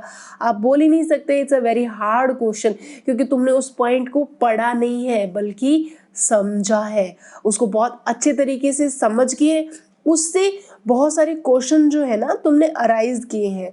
तो बेटा ये क्वालिटी जो है ना वो आपके पास होनी चाहिए। आगे आते हैं नेक्स्ट क्वेश्चन में। Which of the following is not an ectoparasite, ठीक है। आपको बताना है कौन सा नहीं है। Lice on human, copepod of marine fish, mistletoe on other plant, female Anopheles of human. नहीं पता तो नोट कर लेना, लेकिन तुक्का मत मारना। वो कह रहा है एक्टोपैरासाइट नहीं है, नॉट एन एक्टोपैरासाइट। मतलब पैरासाइट 2 टाइप का होता है ना, बताना। पैरासाइट जब कंपटीशन होता है, पैरासिटिज्म में साइन कौन से रहते हैं, ऑल्दो ये चीज़ हम लोगों ने पहले भी क्लियर कर दी थी कि ह्यूमन एनाफ्लीज जो होता है वो एक ट्रू पैरासाइट नहीं है, लेकिन एक्टो एंडो पैरासाइट 2 तरह के होते हैं। होस्ट के अंदर रहने वाला, बॉडी के अंदर रहने वाला, और होस्ट बॉडी के ऊपर रहने वाला। मुझे साइन बताना, पैरासिटिज्म का साइन क्या रहता है। दोनों प्लस आएंगे, दोनों माइनस आएंगे, 1 प्लस 1 माइनस आएगा, तो इसका 1 प्लस और 1 माइनस आएगा। ये साइन 2 चीज़ों के लिए है, एक तो पैरासिटिज्म के लिए भी है और प्रीडेशन के लिए भी है। याद रखना, हम भी प्रीडेशन करते हैं, किसका, अगर हम फ्रूट्स खा रहे हैं, सीड्स खा रहे हैं, लीव्स, रूट, स्टेम प्लांट्स को खा रहे हैं, तो उन प्लांट के लिए तो हम किसी शेर से कम नहीं है, क्योंकि जो हिरन के मन में बातें आ रही है वही प्लांट के मन में भी आ रही है। पर वो ये कि प्लांट का मन हमें दिखता ही नहीं, क्योंकि हमने पढ़ा है उसके पास हार्ट नहीं होता, बट लिविंग तो है, उसके पास सेंसेशन तो है। सो हम भी जो है वो प्रीडेटर्स होते हैं प्लांट्स के लिए, ठीक है। तो अब यहाँ पे देखो, तो प्लांट का लॉस और हमारा बेनिफिट, और पैरासाइट में भी ऐसा हो रहा है, एक का जो पैरासाइट होता है उसका बेनिफिट होता है, लॉस जो होता है वो होस्ट का होता है, दोनों का सेम साइन है, लेकिन फिर भी हमने इनको अलग अलग किया। क्यों? क्योंकि प्रिडेशन में इमीडिएटली किल कर दिया जाता है, मार दिया जाता है, खा लिया जाता है, काट लिया जाता है अपने प्रे को, जबकि पैरासाइट ऐसा नहीं करता, इमीडिएटली किल नहीं करता अपने होस्ट को, उसको बचा के रखता है, लंबे टाइम तक उसको जिया के रखता है ताकि वो उससे न्यूट्रिशन लेता रहे। तो इसमें फीमेल एनाफ्लीज जो है वो एक एक्टोपैरासाइट नहीं है, बाकी तीनों एग्जाम्पल है। यहाँ पे जो ये मिस्टिलेट जो है ना, ये नोट कर लेना, ये एक हेमीपैरासाइट है। हेमीपैरासाइट का मतलब जैसे कस्कुटा पढ़ा था ना आपने, कस्कुटा प्योर पैरासाइट है। ये भी जो ये प्लांट है इसके ऊपर ये भी रहती है, ठीक है, ये प्लांट भी रहता है, बट स्टिल ये सारा न्यूट्रिएंट जो है ना इसके पास हॉस्ट्राल्स होते हैं, हॉस्ट्राल से न्यूट्रिशन और वाटर लेता रहता है। लेकिन इसको आप अलग कर दोगे ना, ऑब्लिगेटरी पैरासाइट है, ये अलग कर दोगे तो ये अपना काम चले लेगा, क्योंकि इसके पास खुद का क्लोरोफिल प्रेजेंट होता है, जबकि कस्कुटा के पास खुद का क्लोरोफिल नहीं होता, इसीलिए इसको हेमीपैरासाइट या सेमीपैरासाइट भी बोल सकते हो। To get pollinated by the bee, the Mediterranean orchid offspring employs. First option है sexual decipit, pseudocopulation, reward in the form of nectar and place from the laying egg. अपना आंसर जो है फटाफट चैट बॉक्स में लिखते जाओ बच्चों, जल्दी जल्दी इस क्वेश्चन, ये प्योर एनसीईआरटी क्वेश्चन है, इसमें कहीं पे भी कोई हेरा फेरी हम लोगों ने नहीं की है। चलो भाई जल्दी जल्दी इस क्वेश्चन का आंसर, हाँ इसका आंसर है सेक्सुअल डेसिएट। होता क्या है कि जैसे कि ऑर्किड, स्पेशली भी कौन सा, यहाँ पे भी क्वेश्चन आया है कौन सा ऑर्किड, तो मेडिटेरियन ऑर्किड और ऑफिस, ये दोनों इस तरीके के मतलब प्लांट है, इनके फ्लावर जो है ना वो फीमेल बी का स्ट्रक्चर जो है वो ले लेते हैं, ठीक है, इनके फ्लावर। तो अब क्या है कि जो मेल बी है वो फीमेल बी का जो स्ट्रक्चर लिया हुआ फ्लावर है उसकी तरफ कॉपुलेशन करने के लिए अट्रैक्ट होता है, ठीक है। तो वैसे इस जो क्या करता है वो सेक्सुअल सूडो कॉपुलेशन करता है और इससे उनका क्या हो जाता है, पॉलिनेशन हो जाता है।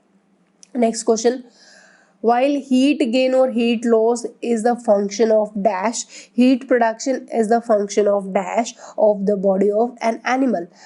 फर्स्ट डैश के लिए वॉल्यूम एंड सरफेस, सेकंड के लिए surface area and volume, volume and volume, surface area and surface area.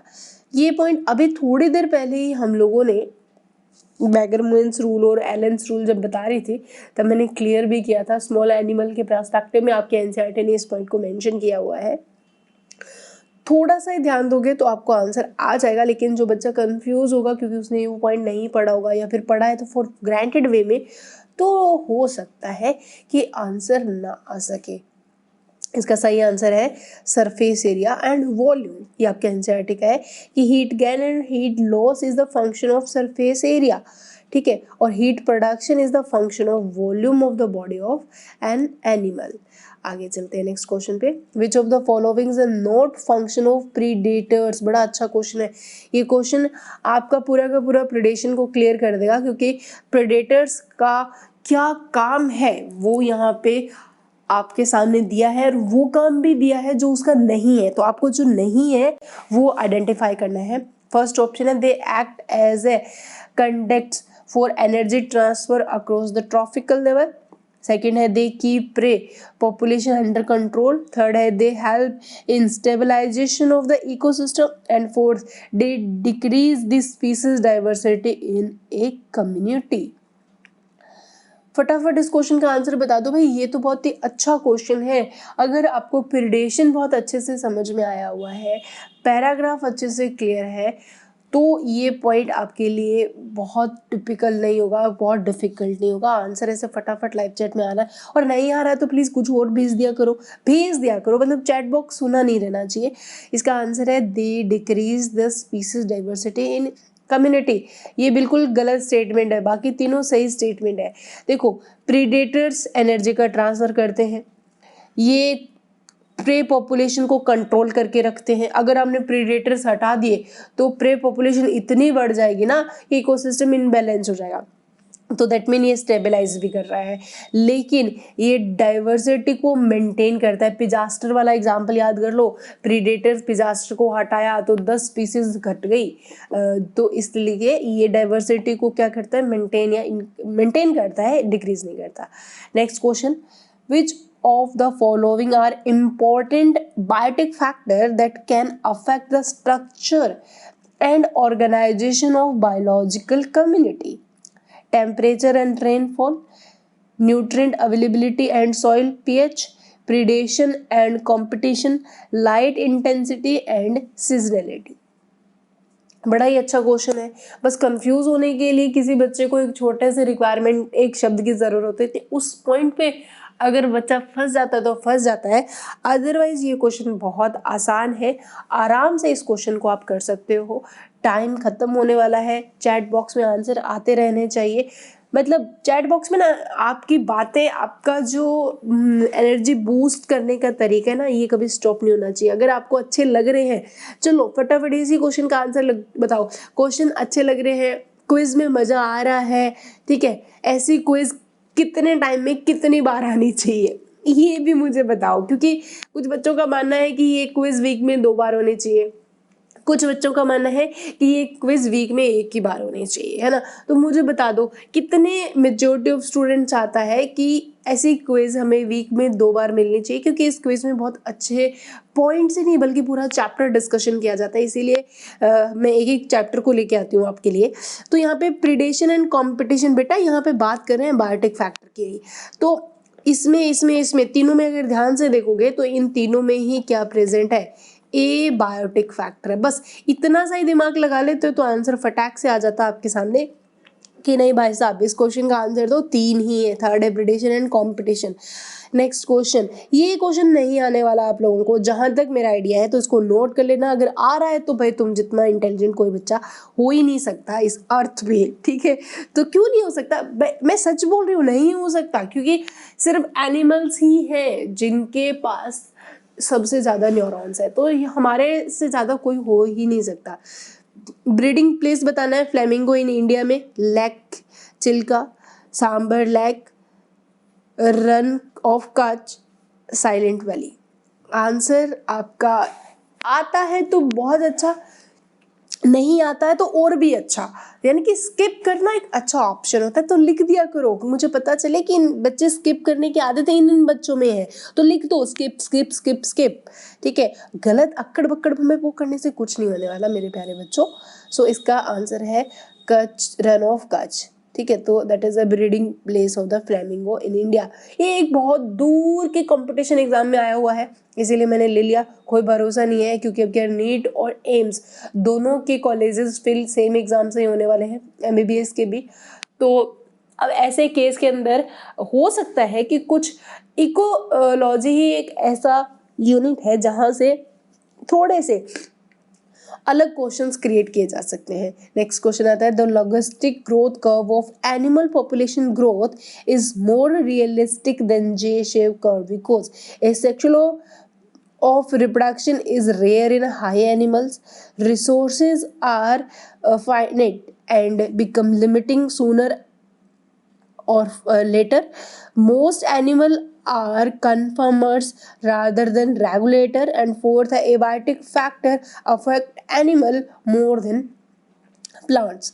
तो लॉजिस्टिक जो ग्रोथ कर्व है एनिमल पॉपुलेशन का, वो मोर रियलिस्टिक है देन द जे शेप, क्योंकि ये सिग्मोइड लेके बैठा होता है इस तरीके का, तो ये ज़्यादा सही लगता है। रीज़न क्या है इसके पीछे, आपको इस क्वेश्चन का आंसर देना है कि लॉजिस्टिक ग्रोथ कर्व जो है ज़्यादा रियलिस्टिक क्यों है। तो आंसर आएगा कि भाई एनिमल के लिए जो रिसोर्सेज है ना वो लिमिटेड है, अभी तक तो बढ़ रहे हैं, लेकिन एक टाइम आ जाएगा जहाँ पे स्टेशनरी फेज भी आ जाएगी, क्योंकि लिमिटिंग रिसोर्सेज के बाद में जो ग्रोथ कर्व है ना वो स्ट्रेट लाइन ना रह के स्लॉप में कन्वर्ट हो जाएगा, तो इसीलिए सही आंसर है आपका बी। अब आते हैं next question. Very small animal are rarely found in a polar reason.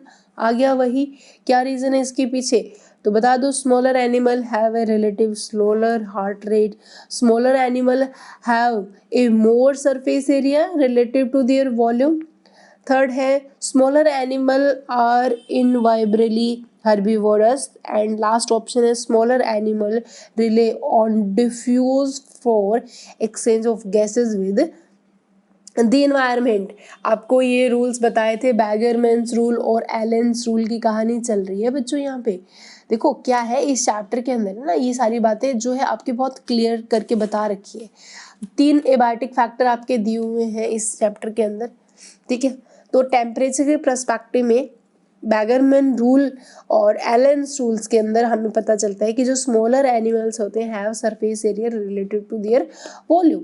तो इसी वजह से कि जो बर्ड्स या मैमल्स होते हैं, अगर हम उनकी बात करें बैगरमैन रूल के अकॉर्डिंग, तो बॉडी साइज जो है कोल्डर रीजन वालों का बड़ा होता है कंपैरेटिव टू वार्मर एरिया, और एलेंस रूल एप्लीकेबल होता है मैमल्स के लिए, और वो कह रहा है कि colder climate generally have shorter ear और limbs to maintain heat loss. इसको एलेंस रूल बोला गया तुम्हारी एनसीईआरटी ने, ठीक है। तो इसीलिए बहुत ही रेयर केस के अंदर पोलर एरिया के अंदर स्मॉल एनिमल्स मिलते हैं, ठीक है। अब आते हैं नेक्स्ट क्वेश्चन पे। In general which of the following is not an adaptation seen in parasite in accordance with their lifestyle. First option है loss of unnecessary sense organ, second है presence of adhesive organ, third है low reproductive capacity, and fourth है loss of digestive system. सब बच्चे ना अपना score, अपना जो आंसर का टाइमिंग है, कितना सही कितना गलत है, ये सारी चीज़ें ना नोट किया करो। विदाउट पेन कॉपी आप कुछ भी नहीं कर सकते हो। बायोलॉजी में भी मैं एबायोटिक फैक्टर में भी पूछ रही थी ना, वो क्वेश्चन तो रह ही गया, चलो वो भी पूछते हो। पहले इस क्वेश्चन का आंसर दो, फिर आपसे कुछ और पॉइंट्स है जहाँ से क्वेश्चन आ सकते हैं आपके लिए। तो भाई आपके सामने है लो रिप्रोडक्टिव कैपेसिटी, ये अडेप्टेशन नहीं होगा भाई। पैरासाइट है वो, अगर लो रिप्रोडक्टिव कैपेसिटी रखने लग गया तो होस्ट पे उसका ज़्यादा दिन का बसेरा नहीं होगा, ठीक है।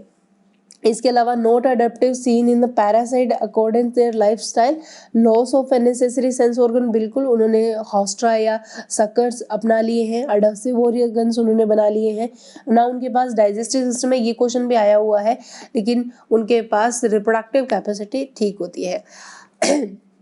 तो अब हमें देखने को मिलता है कि मैं पूछ रही थी कि एबायोटिक फैक्टर 4 है, लाइट, टेम्परेचर, ठीक है, और सॉइल दिया हुआ है, और लाइट है, टेम्परेचर है, वाटर एंड सॉइल है। अब क्वेश्चन आता है कि इनमें से मोस्ट एफिशिएंट फैक्टर आपकी नज़रों में कौन सा है, सबसे इम्पॉर्टेंट फैक्टर एबायोटिक में भी 4 फैक्टर में से सबसे most efficient, most ecologically relevant factor भी पूछा जा सकता है, तो टेम्परेचर आएगा इस क्वेश्चन का आंसर। देखो टेम्परेचर, ठीक है, temperature is a very very important point. Temperature जो है वो सबसे इम्पॉर्टेंट हमारे लिए रहता है इन्वायरमेंटल फैक्टर। आपके एनसीईआरटी ने इन चारों फैक्टर के रिस्पॉन्स में भी दिया हुआ है, आपके 4 रिस्पॉन्स वैसे मेंशन किए, लेकिन 3 ग्राफ में दिए हुए हैं, तो मेनली तो वो 3 ही हैं, 2 तो अडेप्टेशन रहती है, सस्पेंड और कन्फर्मर्स की, पार्शली कन्फर्मर्स, रेगुलेटर्स और कन्फर्मर्स, ये 3 होते हैं, और इनके लिए अडेप्टेशन होती है सस्पेंड और माइग्रेशन की, जो कि आपके एनसीईआरटी ने मेंशन की हुई। अब आते हैं नेक्स्ट क्वेश्चन पे। No predator can become proficient at acquiring prey because predators are not as intelligent as prey. Predators are too large to be fast enough. Prey population evolve more rapidly than the predator population. Next है prey population evolve anti predatory ट्रैट।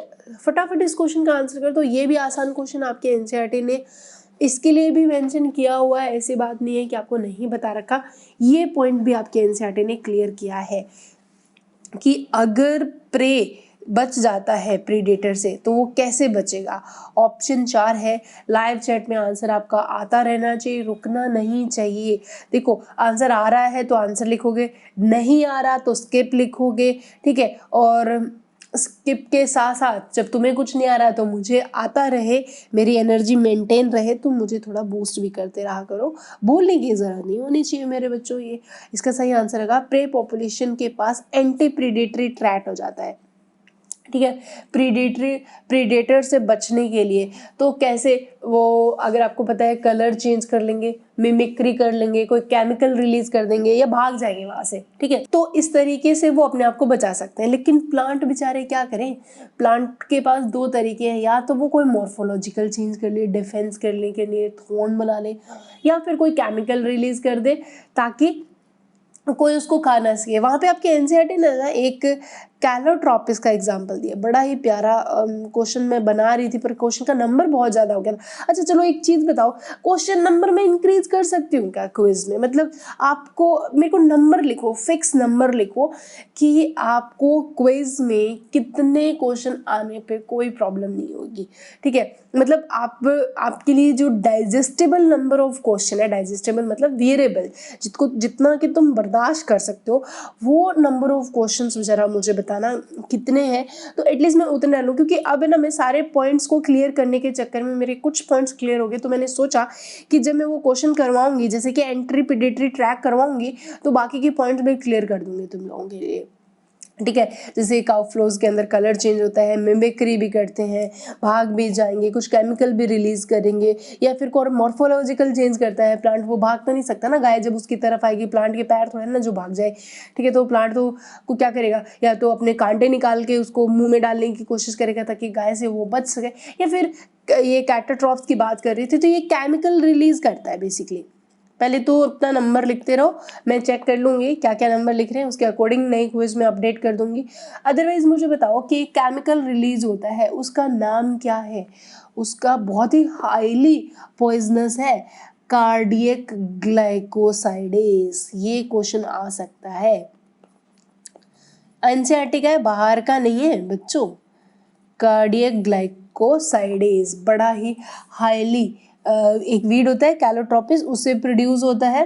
And इसीलिए kettles या got जब भी वहाँ चरने के लिए जाती हैं तो वो इसको छोड़ के बाकी सारी चीज़ें खा जाएगी, क्योंकि उनको पता है कि इससे बहुत ज़्यादा प्रॉब्लम हो सकती है। लेकिन ह्यूमन तो ह्यूमन है, ह्यूमन तो कुछ भी कर सकता है। ह्यूमन के आगे ये सारे जो एंटी प्रीडेटरी ट्रैक है ना, ये फेल है। ह्यूमन तो जो प्लांट्स के थ्रू निकलने वाले केमिकल्स है उनका मेडिसिनल प्रॉपर्टी में यूज कर लेगा, अपने लिए कोई ना कोई ड्रग डिजाइन कर लेगा। अब आते हैं नेक्स्ट क्वेश्चन में, when the population density reach the carrying capacity the logistic growth curve is said to be lag phase, a phase of acceleration, phase of deceleration या asymptote। तो आंसर आपको बताना है। लाइव चैट के अंदर अपना answer लिखते रहो बहुत ध्यान से। केयरिंग कैपेसिटी जो है पॉपुलेशन डेंसिटी की जो है वो पहुंच चुकी है, population density reach the carrying capacity. NCERT में एक पूरा पूरा ग्राफ दिया हुआ है, उस ग्राफ के ऊपर सीधा स्पार्ट क्वेश्चन है, ठीक है।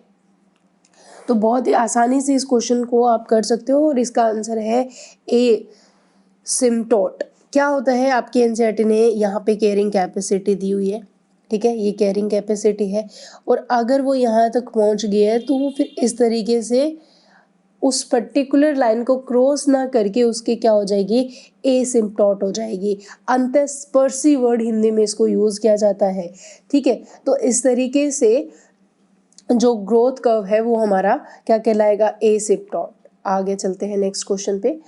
Habitat together with the function of a species constitute is topography, tropical level, boundary या इकोलॉजिकल निश। Habitat together with the function of species.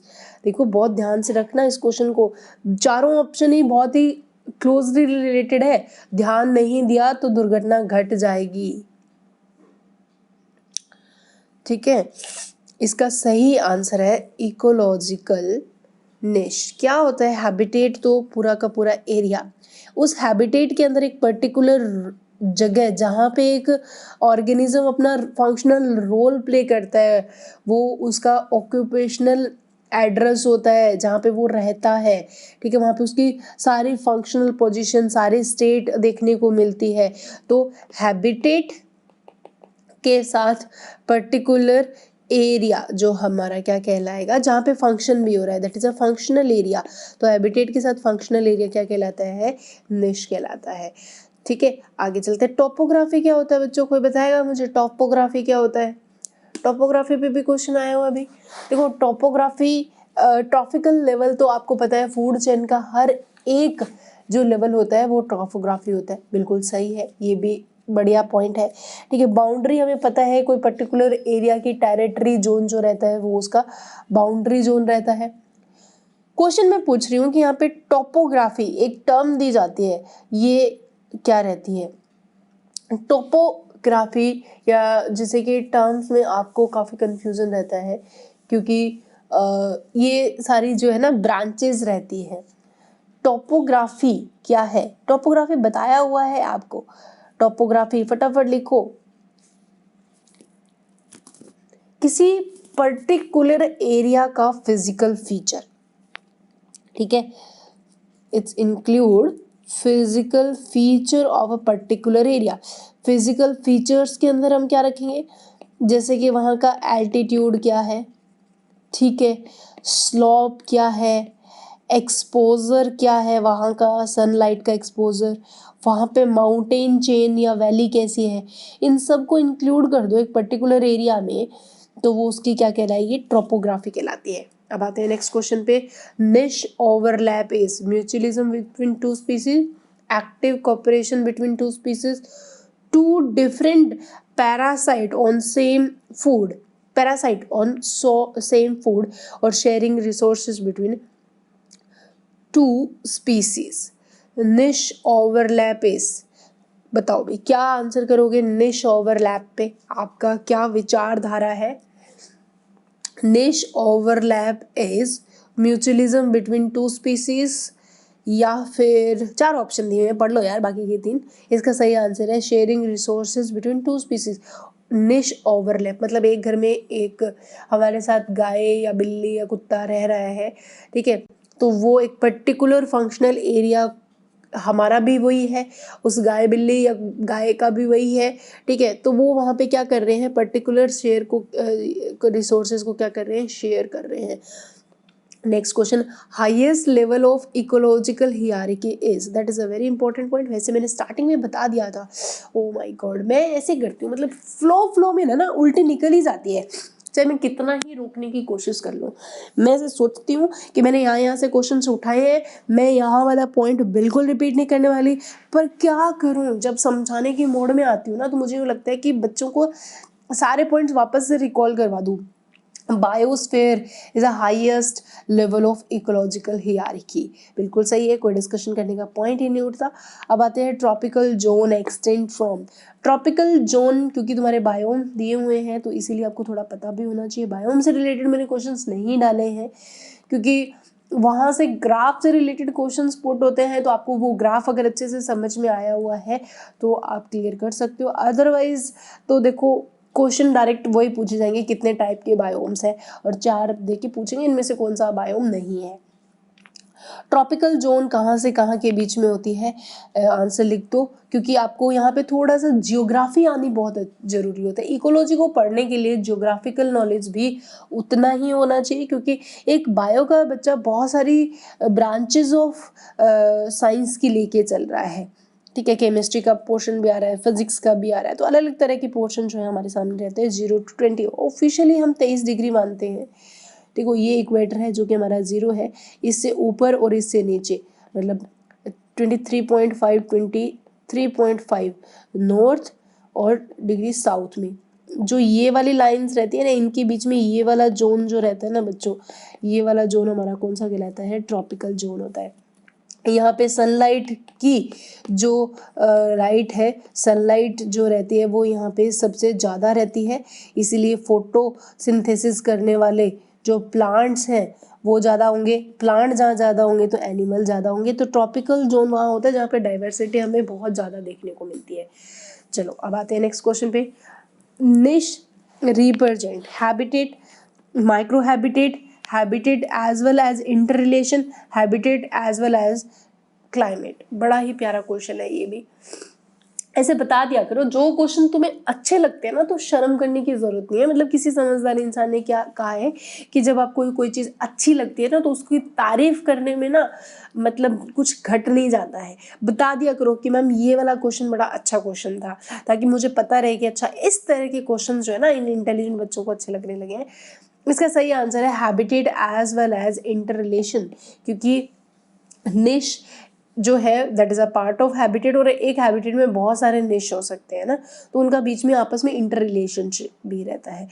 तो इट्स अ वेरी इंपॉर्टेंट। बात आता है माइक्रो हैबिटेट या माइक्रो क्लाइमेट से रिलेटेड, ये question रह गया था। देखो क्या होता है कि एक हैबिटेट का सब डिवीजन को हम माइक्रो हैबिटेट बोलते हैं, ठीक है।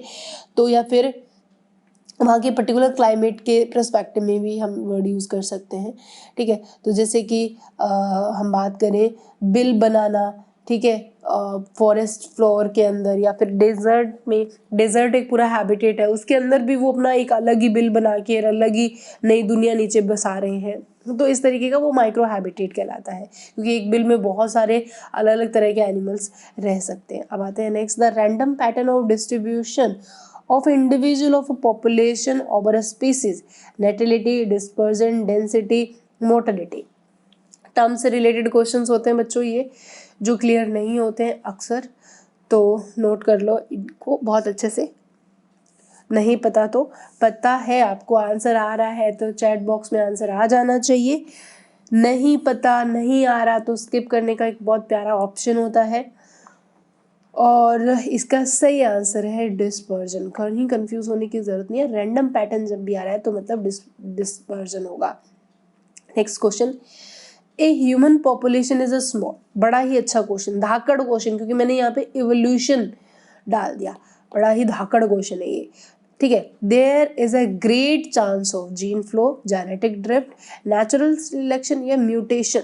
बताओ भाई, अगर पॉपुलेशन छोटे, एवोल्यूशन वाले चैप्टर अगर किसी बच्चे को अच्छे से समझ में आया हुआ है, क्योंकि मैंने पहले भी बता दिया एक्चुअली पॉपुलेशन जेनेटिक्स आपकी अलग अलग जगह दी हुई है, एवोल्यूशन में भी दी हुई है, जेनेटिक्स में भी दी हुई है, और इकोलॉजी में भी दी हुई है। एनसीईआरटी ना यहाँ पे थोड़ा सा तुम्हारे साथ वो कर दी ना इंसाफी, एक ही जगह इन पॉइंट्स को दिया होता ना तो शायद तुम्हें इतना कंफ्यूजन या ये डरावना पोर्शन नहीं लगता पॉपुलेशन जेनेटिक्स वाला। लेकिन क्या करें, अब क्वेश्चन तो किधर का किधर से भी बन के आ सकता है ना, तो बेसिकली ये क्वेश्चन बच्चों को समझ में नहीं आता, ये किधर भी पुट हो सकता है। Genetic drift, sudden change in a small population that called is a genetic drift। तो एक पॉपुलेशन अगर छोटी होगी तो अचानक से चेंजेस आने की प्रोबेबिलिटी उतनी ही ज़्यादा होगी। अब आते हैं next, name the term which define the study of the characteristics and parameter of the population, demography, population ecology, population density या मॉर्टेलिटी। बड़ा ही अच्छा क्वेश्चन है ये भी, एज इट इज क्वेश्चन आ सकता है कि आपको उस टर्म बताना है जिसके अंदर हम कैरेक्टरिस्टिक्स पैरामीटर्स डिसाइड करते हैं, किसके लिए, पॉपुलेशन के लिए। तीन ऑप्शन बड़े रिलेवेंट है एक दूसरे से, demography, population ecology, population density, mortality. हाँ मॉर्टेलिटी तो अब तुम पार्ट ऑफ या कैरेक्टरिस्टिक्स ऑफ पॉपुलेशन बोल सकते हो, बट इसका सही आंसर रहेगा डेमोग्राफी, क्योंकि पॉपुलेशन के जितने भी कैरेक्टरिस्टिक्स है या पॉपुलेशन की जो भी स्टडी रहती है वो डेमोग्राफी का पार्ट रहता है। That is a important point. अब आते हैं नेक्स्ट क्वेश्चन पे, name the term which define the ability of community return to its original state after being displace, dispersed, clumped, resistant या रेजिलेंस। आपको ये भी एक टर्म से रिलेटेड क्वेश्चन है, नहीं आ रहा तो इसको नोट कर लेना, क्योंकि ये डायरेक्ट आने वाले क्वेश्चंस होते हैं, ठीक है। तो आपको नोट करना चाहिए ऐसे क्वेश्चंस को, अगर आपको नहीं पता है। अगर पता है दैट मीन आप बहुत छोटे से छोटे पॉइंट को बहुत सही से क्लियर करते हुए जा रहे हो, तो ज़्यादा चांसेस हो चुके हैं आपके सिलेक्शन के, और इसका सही आंसर होगा रेजिलेंस, ठीक है। मतलब देखो दो चीज़ें हैं, रेजिस्टेंस है कि तुम उसके सामने लड़ोगे, फाइट करोगे, ठीक है, और एक है रेजिलेंस। रेजिलेंस का मतलब होता है कि उस जगह को छोड़ दो और जब तुम्हारा सही टाइम आए तब उसके ऊपर अटैक करो, ठीक है। नेक्स्ट क्वेश्चन, एडिस इफेक्ट क्या होता है भाई? Community complexity, community classification, increase diversity at the boundary of ecotone, community stability. Time आपका स्टार्ट हो चुका है, अब आपको आंसर जो है आना चाहिए, क्योंकि ये पॉइंट्स मेरा क्लियर करवाया हुआ है। क्योंकि जब हम निश करते हैं तो निश से इकोटोन आता है, इकोटोन से एडिस इफेक्ट आता है। ऑल्दो आंसर मैंने इनडायरेक्ट रूप से आपको दे दिया है, डायरेक्ट रूप से इसका आंसर थर्ड है। ये एक पर्टिकुलर निश है, ये एक पर्टिकुलर निश है, और ये वाला जो एरिया है वो हमारा क्या कहलाता है? इकोटोन। यानी कि transition zone between the two communities भी बोल सकते हो, निश तो नहीं बोल सकते, सॉरी, कम्युनिटीज बोल सकते हो, ठीक है। ये एक कम्युनिटी है, ये दूसरी कम्युनिटी है, दो कम्युनिटी के बीच में जो ट्रांजिशनल जोन होता है उसको टेंशन जोन या इकोटोन के नाम से जानते हैं। एडेज इफेक्ट में क्या होता है कि एडेज इफेक्ट में यहाँ पे डाइवर्सिटी सबसे ज़्यादा होती है, एक तो इकोटोन में, दूसरा कुछ ऐसी स्पीसीज होती है जो अपना मोस्ट अबंडेंट टाइम जो स्पेंड करती है वो इकोटोन में ही करती है। तो क्योंकि वहाँ पे उनको दो अलग अलग तरह की कम्युनिटी का रिसोर्सेज मिल रहा होता है, तो इसको हम एडिस इफेक्ट के नाम से जानते हैं। नेक्स्ट क्वेश्चन आता है, in a population unrestricted reproductive capacity is called as carrying capacity, biotic potential, birth rate, fertility rate. In population unrestricted reproductive capacity है, अनरिस्ट्रिक्टेड, ठीक है। तो ध्यान रखना, यहाँ पे जल्दबाजी के चक्कर में गलत मत कर देना। आंसर बहुत ध्यान से नोट करना है बच्चों आपको लाइव, और आपको ना ये भरने भी आनी चाहिए OMR शीट। तो मैं तो कहूँगी OMR लेके बैठा करो साथ के साथ। सही आंसर आएगा बर्थ रेट, क्योंकि अनरिस्ट्रिक्टेड है ना। बर्थ रेट पे आपको ऐसे रिस्ट्रिक्शन नहीं लगा सकते कि एक महीने में 5 ही बच्चे मतलब पैदा नहीं होने चाहिए, करने हैं। आप ह्यूमन के पर्सपेक्टिव में तो बोल दो मैम हम अलग अलग तरह के डिवाइसेस प्रोवाइड करते हैं, लेकिन यहाँ पे सिर्फ ह्यूमन की बात नहीं चल रही है, पॉपुलेशन किसी भी हो सकती है। तो अनरिस्ट्रिक्टेड जो रिप्रोडक्टिव कैपेसिटी होती है वो उसका बर्थ रेट कहलाती है। नहीं पता था तो लिख लो। Next, the carrying capacity of population is determined by its population growth rate, natality, mortality या limiting resources. The carrying capacity of a population कैसे determine करोगे भाई? population growth rate से, natality से, mortality से या limiting resources से। अभी थोड़े टाइम पहले हम लोगों ने इस पे इसी क्वेश्चन के ऊपर डिस्कशन भी किया था, और इसका जो सही आंसर है वो है limiting resources. Carrying capacity basically एक पर्टिकुलर एरिया के अंदर एवरेज पॉपुलेशन साइज होता है, और वो साइज तभी मेंटेन रह पाएगा जहाँ पे रिसोर्सेज उनको मिलते रहेंगे। जब लिमिटेड हो जाएंगे तो कैरिंग कैपेसिटी हाई हो जाएगी। Next question, sharing of food, which relation does sharing of food describe? Competition, mutualism, parasitism या कमेंसलिज्म? आंसर बड़ा प्यारा क्वेश्चन है ये, इसका आंसर आपको आना चाहिए, क्योंकि अगर इनके मतलब आपको पता रहते हैं ना तो बहुत सारे एग्जाम्पल दिए हुए हैं इसके अंदर तो आपके NCERT ने शेयरिंग ऑफ फूड के। तो आपको वैसे तो चारों ऑप्शन का मतलब पता है, तो आप बहुत आसानी से उस क्वेश्चन को आंसर जो है निकाल के चैट बॉक्स में डाल सकते हो, पटक सकते हो। और इसका सही आंसर है कमेंसलिज्म। क्या होता है इसके अंदर बताना, साइन बताना, एक पॉजिटिव और एक जीरो का था, ये तो तीनों है ही नहीं। अब क्या है, कमेंसलिज्म में शेयरिंग कैसे हो रही है फूड की? देखो भाई, शेयरिंग हमें देखने को मिलती रहती है, जैसे कि अगर आपको याद है मतलब कमेंसलिज्म के अंदर तुम शेयरिंग का शार्क वाला एग्जाम्पल दे देती हूँ तुम लोगों को, ठीक है। नहीं, तुम्हारे सी एनिमोन क्लोन फिश का भी एग्जाम्पल है। सी एनिमोन के अंदर क्लोन फिश छुप जाती है वो अच्छा हाँ, वो दिया हुआ है ना कैटल और इरिगेट बर्ड्स वाला, वो बताती हूँ मैं तुम्हें, आ गया याद मुझे, अभी याद नहीं आ रहा था। हाँ, कैटल, इरिगेट बर्ड्स और कैटल। देखो, गाय भैंस से जब घास में चरने के लिए जाती है तो उनके ऊपर एक वाइट से कलर का इरिगेट बर्ड रहता है, ठीक है। उनके ऊपर बैठा बैठा मतलब चलते फिरते रहते हैं, वो जहाँ वो जाते हैं तो वो उनके ऊपर बैठ के चलता रहता है। तो ये इरिगेट और जो गाय या भैंस है वो आपस में कोई चुगलियाँ थोड़ा ना कर रही होती है किसी की, मतलब वो कोई गुफ्तगू नहीं कर रहे, ठीक है। वो क्या करता है, इरिगेट जो होता है वो उस भैंस के ऊपर बैठ के देखता रहता है। जैसे गाय या भैंस उस घास को खाएगी तो उस घास से क्या निकल के जाएंगे, इंसेक्ट निकल के जाएंगे।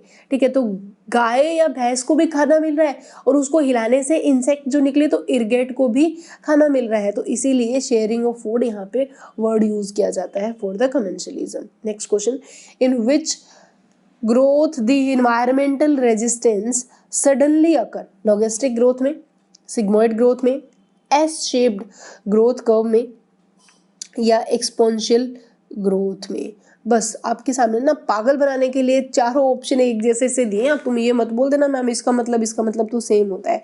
बस आपको पहचानना है यहाँ पे, in which growth the environmental resistance suddenly occur. इस वाले क्वेश्चन पे भी हम लोग डिस्कशन कर चुके हैं, अभी प्रीवियस क्वेश्चंस के अंदर रिलेटेड क्वेश्चन पढ़ चुके हैं हम। एक्सपोनेंशियल मैंने क्या बताया था, वो इंसेक्ट रेनी सीजन में बढ़ते जाते हैं, लेकिन अचानक से ही उनमें क्या हो जाता है, मैंने कहा था ना पॉपुलेशन क्रैश कर जाती है।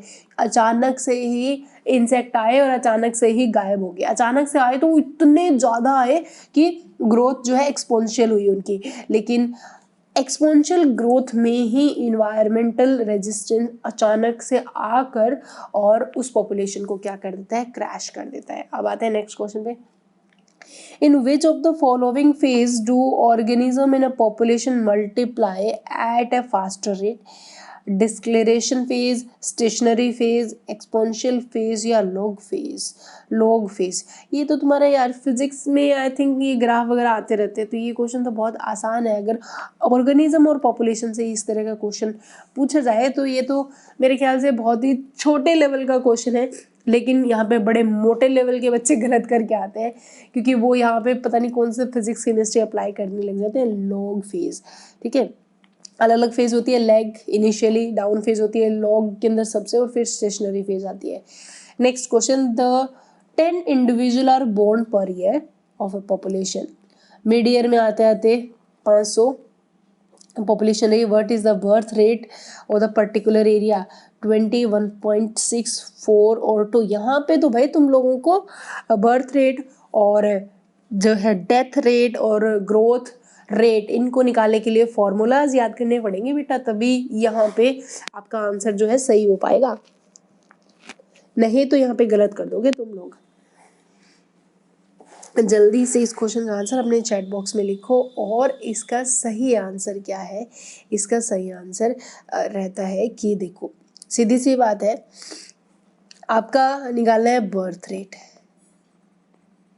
ठीक है, बर्थ रेट में आपको बताना है कि कितने न्यू ऑर्गेनिज्म यानी कि न्यू पॉपुलेशन कितनी आ रही है, 10 की आ रही है। मिड ईयर में कितनी थी, 5000 की थी। ठीक है, और पर ईयर के पर्सपेक्टिव अगर वीक या मंथ होता तो हम अंडर लेते, ये हम 1000 लेंगे। तो इस तरीके से आप कट करते हो तो आपका आंसर आ जाएगा 2। ठीक है, यानी कि number of individual upon mid year population into 1000 for year. Next question, if a population the natality is 30, ठीक है, मोर्टेलिटी कितनी है 5, और in a span of 10 year what is the growth rate of the population. पहले वाले में हम लोगों ने क्या निकाली थी, बर्थ रेट, अब हम क्या निकाल रहे हैं, ग्रोथ रेट। देखो ग्रोथ रेट से रिलेटेड आपके एनसीईआरटी ने ये वाला जो है फॉर्मूला अप्लाई किया है पर्टिकुलर टाइम में। ठीक है, तो आप कर सकते हो, मैंने आपको हिंट दे दिया है 0, 2.5, 10 या -10। आंसर आपको निकालना आना चाहिए, तभी आप लोग इस तरह के क्वेश्चंस को सॉल्व कर पाओगे। आपको फॉर्मूलाज पता होना चाहिए। डेथ रेट का और बर्थ रेट का फॉर्मूला सेम रहता है, कितने पैदा हुए अपोन कितने थे इनटू 100 या 1000, और कितने मरे कितने हैं और 100। और ग्रोथ रेट के लिए हम कैसे निकालेंगे भाई, ग्रोथ रेट के अंदर इंटर्नशिक ग्रोथ में आपके दे रखी है = B - D। ठीक है, तो कैसे कैलकुलेट करोगे, बी मतलब birth rate minus death rate कर दो, तो बर्थ रेट कितनी है, natality for birth rate minus mortality कितनी है 5 अपॉन टाइम 10 ईयर। और तो अब हम लोग यहाँ पे कैलकुलेट कर देंगे, = क्या हो जाएगा, ये हो गया 25 हो गया, ये 10 कर दोगे तो 2.5, ये आपका आ गया आंसर। ठीक है, इस तरीके से ये बहुत छोटे छोटे MCQ होते हैं जो आपको सॉल्व करने आने चाहिए। तुम तो इससे लेवल के फिजिक्स और केमिस्ट्री में हिला देते हो, तो ये तो बायो वाले खेल है चुटकियों के।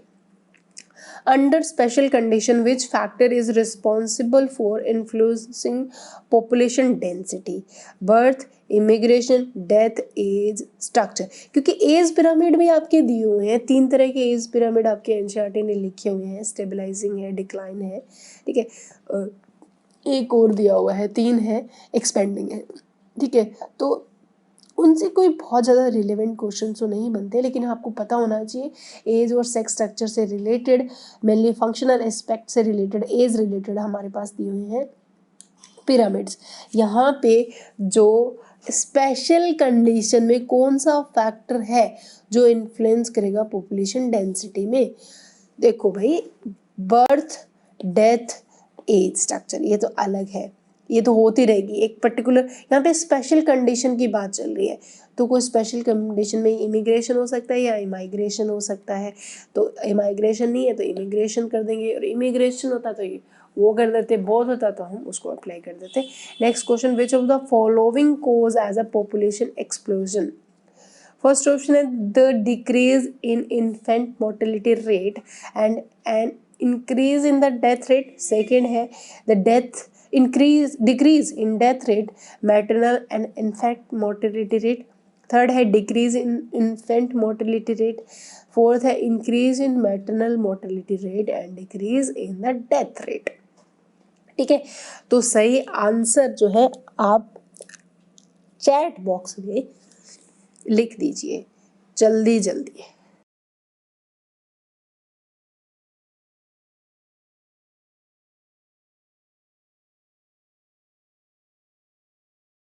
और बच्चों, इस क्वेश्चन का सही आंसर है कि क्या है पॉपुलेशन एक्सप्लोजन का मेन कॉज क्या है?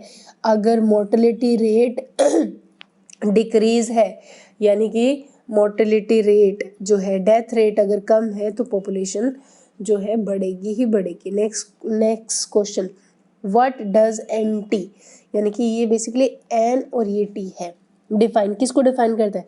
Population diversity eight A time, the birth rate at a time, the death rate at a time, the population density at a time. Direct demography का क्वेश्चन है भाई, सीधा क्वेश्चन है, कोई इसमें प्रॉब्लम नहीं है।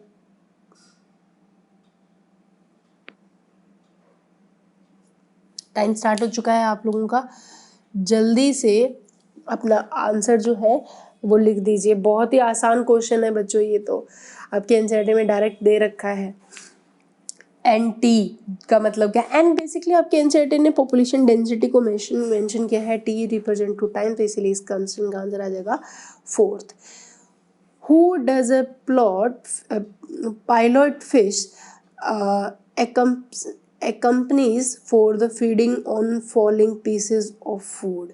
फर्स्ट ऑप्शन है shark, hermit crab, dolphin, lobster. बड़ा ही अच्छा क्वेश्चन है, कुछ भी नहीं है इसके अंदर। देखो, जो है ना, शकर फिश भी बोलते हैं इसको, या पायलट फिश भी बोल सकते हो, या इसको आप शकर फिश भी बोल सकते हो। ठीक है, यहाँ पे वही काम चल रहा है, शेयरिंग ऑफ फूड वाली कहानी चल रही है। ठीक है, कोई बड़ी बात नहीं है। इस क्वेश्चन का जो सही आंसर है शार्क है। देखो, मैंने बताया हुआ है कि ये जो शेयरिंग शकर फिश होती है या पायलट फिश होती है ना, ये बेसिकली ऐसे शार्क के ऊपर इस तरीके से इसके पास रहती है। तो शार्क जो खाना खाएगी ना, तो ये यहाँ पे इस तरीके से रहती है, तो शार्क के मुंह से जो खाना आएगा ये वो खा जाती है। शेयरिंग ऑफ फूड एग्जाम्पल में आपके दिया हुआ है कमेंशरिज्म में। What is an organism carrying another organism to the host called parasite, vector, pathogen, bacteria? बड़ा अच्छा क्वेश्चन है ये। यहाँ पे ना सारे मैंने बायोटेक्नोलॉजी को, जेनेटिक्स को, एवोल्यूशन को, ठीक है, इकोलॉजी को, डाइवर्सिटी को, सबका तड़का लगा के क्वेश्चंस आपके सामने प्रेजेंट करने की कोशिश की। बहुत ध्यान से अटेम्प्ट करना, ऑल्दो इस क्वेश्चन का आंसर का हिंट मैंने अभी भी आपको गिवन भी कर दिया। देखो वो क्या कह रहा है, what is an organism carrying other organism to the host? ठीक है, तो आंसर आएगा वेक्टर। वेक्टर ही होता है जो कैरी कर रहा होता है। तो इसको यहाँ पे बैक्टीरिया, पैरासाइट ये सब लिखने की जरूरत नहीं है, बहुत ध्यान से इस क्वेश्चन को नोट कर लेना, बड़ा अच्छा MCQ है। Next question, what is the reason for energy flow from one organism to another? Competition, mutualism, commensalism या प्रेडेशन? ये पॉइंट हम लोगों ने डिस्कशन कर लिया है पहले, तो मेरे ख्याल से कोई प्रॉब्लम नहीं आनी चाहिए, क्योंकि प्रेडेशन, अरे यार क्या किया मैंने, नहीं मैंने कुछ नहीं बोला। प्रेडेशन, कमेंशलिज्म, म्यूचुअलिज्म और कंपटीशन ये सारे आपके क्या है, एक तरह की पॉपुलेशन इंट्रैक्शन के पार्ट रहते हैं। म्यूचुअलिज्म को छोड़ दो और कमेंशलिज्म, ये दो पॉजिटिव है, दो नेगेटिव है। प्रेडेशन इज राइट आंसर, क्योंकि एनर्जी फ्लो के लिए प्रेडेशन बहुत ही ज़्यादा इंपॉर्टेंट रोल प्ले करता है। Which statement is incorrect? किसके बारे में? कंपटीशन के बारे में। बता दो, the organism compete for the resources such as a food, water and space. Second है, one organism fight with another member of species for mate. Third, competition play critical role in natural selection. और last है option, unlimited supply of resources one of the primary reason for the competition. इसका मतलब यहाँ पे तुम्हारे 4 नहीं बल्कि 5 question arise हो रहे हैं। 5 मतलब 4 तो 3 लाइन सही है, 1 गलत है, इनको मिला के 5वां क्वेश्चन आप प्रिपेयर कर सकते हो ना। तो इसका मतलब 3 स्टेटमेंट यहाँ पे एग्जैक्टली सही है। कौन कौन से? पहले 3 सही है अबाउट द कंपटीशन।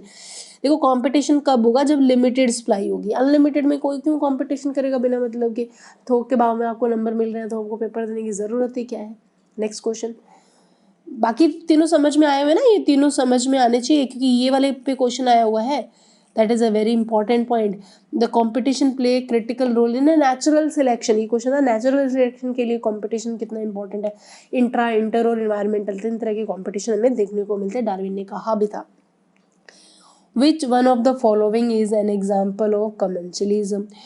पहला एग्जाम्पल है कूक एंड क्रो का, सेकंड है कैटल एंड ग्रास का, थर्ड है ऑर्किड और मैंगो ट्री का, एंड फोर्थ है टाइगर और डियर का।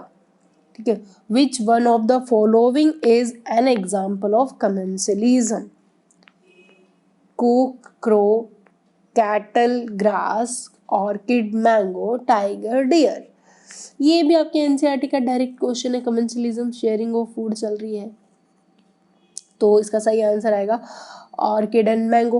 क्योंकि देखो ऑर्किड नीचे रहते हैं, मैंगो का ढेर बड़ा है, तो क्या करते हैं ये ऑर्किड बोलते हैं, देख भाई मैं छोटा हूँ, तू बड़ा है, तेरे को तो सनलाइट आसानी से मिल रही है, मेरे गरीब तक सनलाइट आ ही नहीं रही है, तो क्या मैं तेरे ऊपर ऐसे चढ़ लेता हूँ, तू भी अपना खाना बना लेना, मैं भी अपना खाना बना लूँगा, दोनों मिलजुल के अपना खाना बना लेंगे, क्योंकि अपने को इक्वलेंट अमाउंट में लाइट मिलती रहेगी। आगे चलते हैं। In which of the following interaction the association between species is not obligatory but both species are benefited? Mutualism, protocooperation, commensalism, predation। ये भी मैंने बता दिया है, वैसे तो स्टार्टिंग में ये बात हो गई थी, क्योंकि यहाँ पे दोनों स्पीसीज को ही क्या मिल रहा है? बेनिफिट मिल रहा है। तो यहाँ पे आप 3 ऑप्शन में थोड़ा कंफ्यूज हो सकते हो, लेकिन उन्होंने एक हिंट दे रखा है कि स्पीसीज नॉट ऑब्लिगेटरी। ठीक है, तो इसका सही आ जाएगा प्रोटोकॉपरेशन। मैंने पहले भी क्लियर कर दिया था आपके, यहाँ पे कोई भी ऑब्लिगेटरी पैरासाइट नहीं है, दे कैन लीव सेपरेटली। ठीक है, तो इसीलिए इस क्वेश्चन का आंसर प्रोटोकॉपरेशन आ जाएगा। देखो अलग अलग तरह के एक ब्रूड पैरासिटिज्म भी आपके दिया है। ब्रूड पैरासिटिज्म में parasitism in which the parasitic bird lay its egg in the nest of its host. ठीक है, तो ये एग्जाम्पल ब्रूड पैरासिटिज्म का है आपका। ठीक है, तो आगे चलते हैं। Which is an important predators in the rocky intertidal communities of the American Pacific coastal. आ गया क्वेश्चन? अरे भाई मतलब क्या करूँ अब मैं अपना खुद का, मेरे को समझ में नहीं आता। वहाँ पे मैंने इस पॉइंट के वो 5 MCQ लाइंस के ऊपर नहीं दी हुई होती प्रिडिक्शन वाले में, तो ये क्वेश्चन फिर भी तुम्हारे लिए थोड़ा टफ होता, क्योंकि शायद चारों ऑप्शन एक जैसे सही लगते। बट अब तुम मतलब 3 ऑप्शन की तरफ देखोगे नहीं, डिजास्टर को सीधा लिख दोगे। 3 ऑप्शन कहाँ के हैं इनके बारे में जानना भी हम जरूरी नहीं समझते। बाकी बच्चों को लगता है हमें 4 ऑप्शन मिलेंगे तब हम सही आंसर कर देंगे। मैं कह रही हूँ अगर आपका कॉन्सेप्ट क्लियर है, अगर आपका बेसिक चीज़ क्लियर है, आपने बहुत अच्छे से टॉपिक को समझ रखा है, तो आपको 4 ऑप्शन की बच्चों कभी ज़रूरत ही नहीं पड़ती। सिर्फ आप एक ही ऑप्शन को देखना पसंद करोगे, बाकी की 3 की तरफ अपनी एनर्जी वेस्ट करना भी ज़रूरी नहीं समझोगे। Which one of the following is a chemical produced by the plant against the gagging and browsers? First option है सैप, ओपियम, वाटर, एगार। ये पॉइंट भी हमने दूर कहीं डिस्कशन किया था, कहीं कहीं तो किया था, याद करो, बताया हुआ है तुम लोगों को ये वाला पॉइंट भी। तो बट एग्जाम्पल वहाँ पे अलग लिया था, बट हाँ डायरेक्ट नहीं तो इनडायरेक्ट फॉर्म में इस पॉइंट पे हम लोग डिस्कशन कर चुके हैं।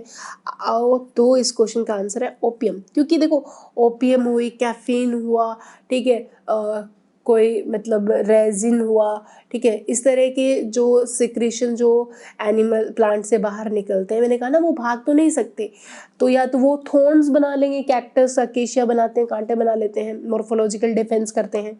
अगर वैसा नहीं कर रहे तो वो पर्टिकुलर केमिकल प्रोड्यूस करेंगे। कैलोट्रोपस का एग्जाम्पल लेके बताया था तुम लोगों को, कार्डियक ग्लाइकोसिडेज। तो वहाँ पे आपने देखा था कि प्लांट से काफ़ी सारे केमिकल्स रिलीज होते हैं, लेकिन हम तो इनका भी यूज़ कर लेते हैं for medicinal property. Next question, what do South American lake visit flamingos and resident fishes compete for?